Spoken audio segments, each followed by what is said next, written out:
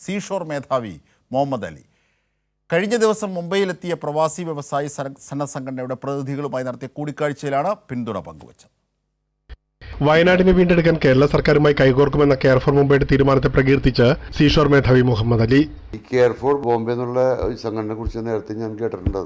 അത് നമ്മൾ കേരളത്തിൽ ഇപ്പോൾ നമുക്കൊരു ഗവൺമെന്റ് ഉണ്ട് അല്ലേ, അതിന് അക്കൗണ്ടബിലിറ്റി ഉണ്ട്.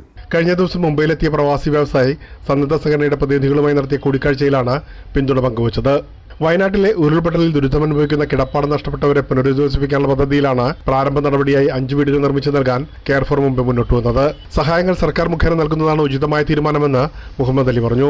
ആരെങ്കിലും എവിടെയെങ്കിലും വെച്ച് കണ്ട് നമുക്ക് കൊടുത്തു പോയിട്ടുണ്ടെങ്കിൽ അത് നമുക്ക് ഒരു ഉദാഹരണം പറഞ്ഞ് ഇന്ന് തന്നെ ഒരാൾ വിളിച്ചു, മരിക്കാൻ കുറച്ച് അരി വേണം, 100 ചാക്ക് അരി വേണം.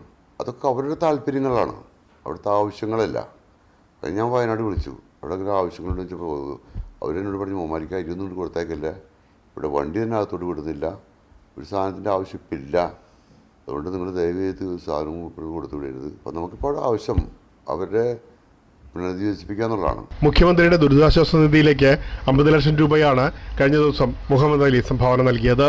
അനാവശ്യ ചിലവുകൾ ഒഴിവാക്കി ദുരിതബാധിതരെ പുനരധിവസിപ്പിക്കാനുള്ള നടപടികൾക്ക് മുൻഗണന നൽകണമെന്നും അലി വ്യക്തമാക്കി. അപ്പം നമ്മൾ കഴിയുന്നതും ആവശ്യമില്ലാത്ത ചിലവുകൾ ഒഴിവാക്കിയിട്ട് അവർ താമസിക്കാനുള്ള ഷെൽട്ടർ ഒരുക്കുക, അതിന് പ്രാധാന്യം കൊടുക്കുക എന്നുള്ളതാണ്. വ്യവസായ വിപുലീകരണത്തിന്റെ ഭാഗമായി മുംബൈയിൽ ഓഫീസുകൾ തുറക്കാനുള്ള തയ്യാറെടുപ്പിലാണ് സീഷോർ ഗ്രൂപ്പ്. കേരളം നിക്ഷേപ സൗഹൃദ സംസ്ഥാനമാണെന്ന് പ്രവാസി വ്യവസായി പറഞ്ഞു. ഇതുവരെ ദോഷമായിട്ട് അനുഭവം ഉണ്ടായിട്ടില്ല. കാരണം തുടക്കം മുതൽ തന്നെ മിനിസ്റ്റേഴ്സിൻ്റെ ഭാഗത്തുനിന്ന് ഒരു സെക്രട്ടറിമാരും മിനിസ്റ്റേഴ്സും മുഖ്യമന്ത്രിയും വളരെയധികം താല്പര്യപ്പെട്ടുകൊണ്ട് 3.5 പതിറ്റാണ്ടായി ഖത്തറിൽ വ്യവസായം നടത്തുന്ന തനിക്ക് കേരളത്തിൽ വ്യവസായം ആരംഭിക്കുമ്പോൾ തടസ്സങ്ങളൊന്നും ഉണ്ടായിട്ടില്ലെന്നും മുഹമ്മദ് അലി പറഞ്ഞു. ഞാൻ മനസ്സിലാക്കിയെടുത്തോളം അതും വിട്ട് വലിയൊരു വ്യത്യാസമൊന്നും ഇവിടെ കാണില്ല. അവിടെ നമുക്ക് റിയാലായിട്ട് കിട്ടുമ്പോൾ ഇവിടെ നമുക്ക് ഇന്ത്യൻ റുപ്പീസായിട്ട് കിട്ടും. കേരളം ഒന്ന് ഇൻവെസ്റ്റ് ചെയ്യാൻ പറ്റിയ സ്ഥലം തന്നെയാണ്. ഒരു ലേബർ പ്രശ്നങ്ങൾ ഇതുവരെയും ഇപ്പോൾ ഈ 2 വർഷം ഞാൻ തുടങ്ങിയിട്ട് ഏകദേശം ഒരു 300-400 ടൺ മെറ്റീരിയൽ ഞാൻ അവിടെ കൊണ്ടുവന്ന് ഇറക്കിയിട്ടുണ്ട്. ഒരു ലേബർ പോലും അതിനടുത്ത് വന്നിട്ട് പ്രശ്നം ഉണ്ടാക്കാൻ വേണ്ടി വന്നിട്ടില്ല.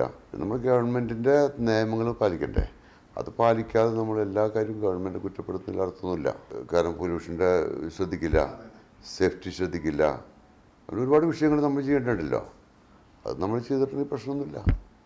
ലോകമെമ്പാടുമുള്ള പ്രവാസി വ്യവസായികൾക്ക് പ്രചോദനമേകുന്നതാണ് സീഷോർ മേധാവിയുടെ വാക്കുകൾ. പ്രേംലാൽ, കൈലി ന്യൂസ്, മുംബൈ.